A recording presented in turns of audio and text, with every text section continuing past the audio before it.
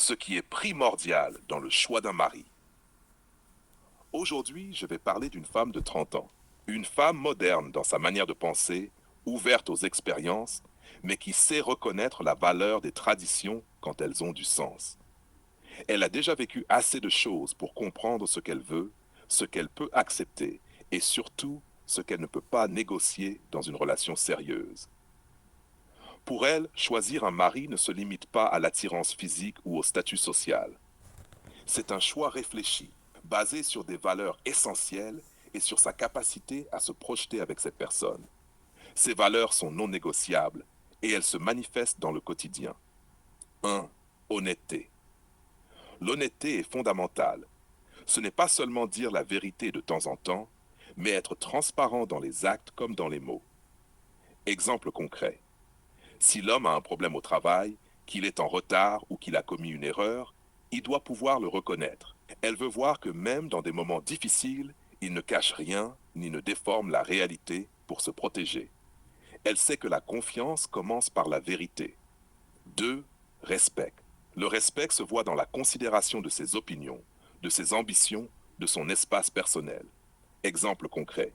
Si elle décide de suivre une formation ou de prendre du temps pour un projet personnel, il ne minimise pas cette décision et ne la critique pas. Même lors d'un désaccord, il l'écoute et prend en compte ses idées avant de donner son point de vue. Le respect, c'est aussi célébrer ses réussites sans jalousie ou compétition. 3. Loyauté. La loyauté dépasse la fidélité physique. Elle inclut la fidélité émotionnelle et la constance. Exemple concret. Elle veut un homme qui ne parle pas d'elle de manière négative à ses amis ou collègues, qui la soutient lorsqu'elle traverse une période difficile et qui ne se laisse pas influencer par des critiques extérieures qui pourraient fragiliser leur couple. La loyauté se voit dans les petites choses, comme défendre le couple face aux tensions ou aux ragots. 4.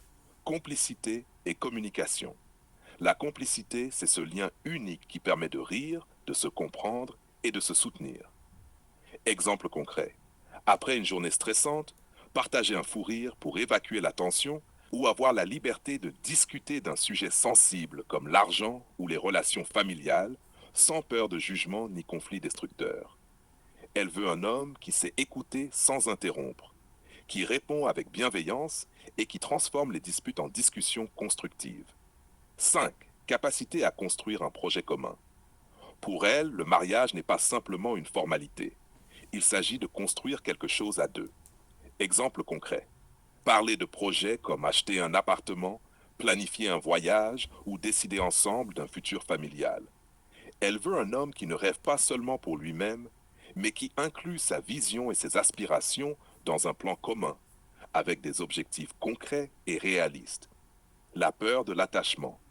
Même avec ces critères clairs, elle peut ressentir une peur de l'attachement. Cette peur ne signifie pas qu'elle est incapable d'aimer, mais qu'elle veut se protéger. Elle a peut-être été déçue par le passé, blessée par des promesses non tenues, ou confrontée à des hommes qui n'étaient pas alignés avec ses valeurs. Exemple concret. Même si un homme semble parfait, elle observe attentivement sa cohérence sur plusieurs semaines ou mois. Comment il tient ses promesses, comment il gère les situations difficiles. Elle peut garder une certaine distance émotionnelle au début, tester la stabilité et la fiabilité de l'autre avant de se livrer pleinement. Cette peur renforce en réalité l'importance des valeurs. Plus un homme est honnête, respectueux, loyal et communicatif, plus elle se sent en sécurité et capable de dépasser ses craintes pour s'engager pleinement. Ce qui peut être négociable, les habitudes quotidiennes, horaires, organisation domestique, hobbies, les préférences personnelles, goût en cuisine, choix de vacances, style de vie. Elle sait qu'aucun être humain n'est parfait et qu'un couple solide se construit aussi sur des compromis. Mais elle ne transige jamais sur les bases qui permettent la confiance et la sécurité émotionnelle. Conclusion. Pour cette femme de 30 ans, le mariage est un choix réfléchi et conscient. Elle cherche un partenaire capable de la comprendre, de la compléter, de la soutenir et de marcher à ses côtés dans un projet de vie commun.